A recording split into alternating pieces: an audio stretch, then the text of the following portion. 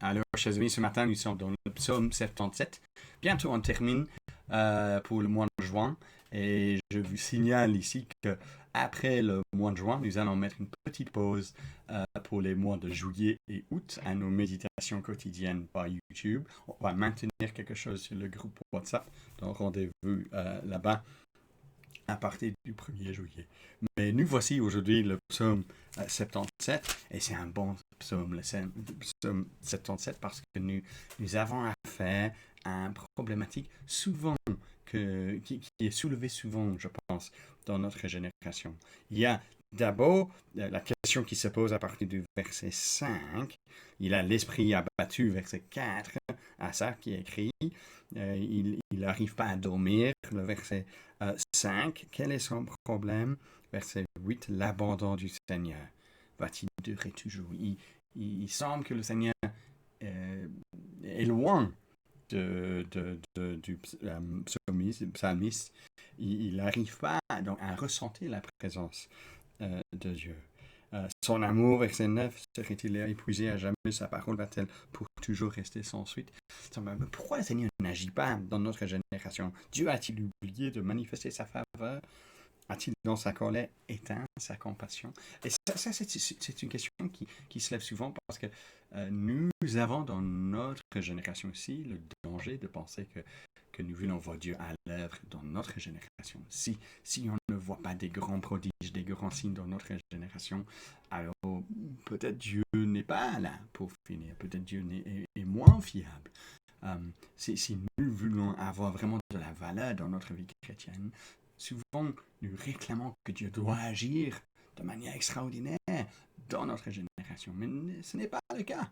Ce n'est pas le cas parce que les choses exceptionnelles que nous trouvons dans la Bible se trouvent dans la Bible, ces grands signes, ces grandes œuvres, ces grands événements, parce que par la force des choses, ces événements ont été exceptionnels. Il y a beaucoup d'années dans l'histoire d'Israël qui ne se trouvent pas dans la Bible. Et donc, je pense que nous devons faire attention, nous, de ne pas penser que oui, forcément, parce que Dieu a fait ça là, il doit faire ça ici. Qu'est-ce que nous devons faire? Mais alors, que fait-il, le psalmiste, après le verset 11? Qu'est-ce qu'il dit? Verset 12, je me rappellerai ce qu'a fait l'Éternel. Oui, je veux évoquer tes prodiges passés. Il va réfléchir, il dit, ok, peut-être il ne fait pas grand-chose dans ma génération, mais je vais me rappeler de ce qu'il a fait dans des générations passées. Et que fait-il? Verset 13, je veux méditer sur toutes tes œuvres, réfléchir à tes hauts faits. Dieu, tu agis sainement, car quel Dieu est aussi grand que Dieu, car Dieu, tu es le Dieu qui réalise des prodiges.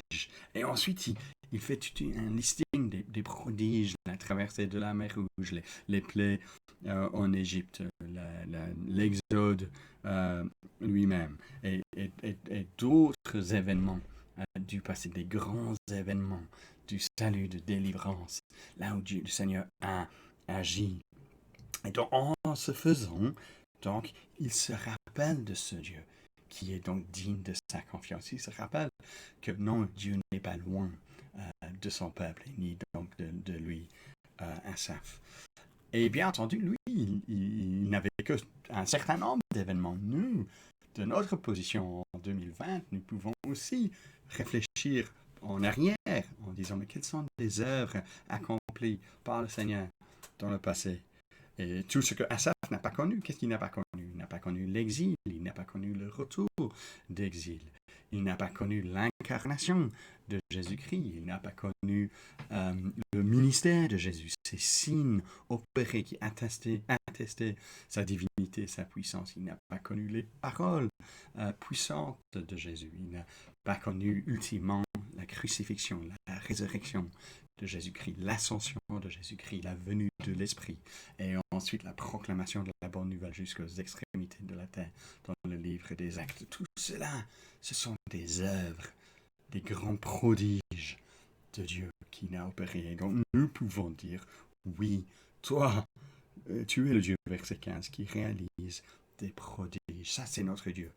Il est digne de notre confiance. Donc ne lui demandons pas forcément qu'il doit faire des choses dans notre génération. Soyons reconnaissant pour les grands prodiges qu'il a effectués dans d'autres générations.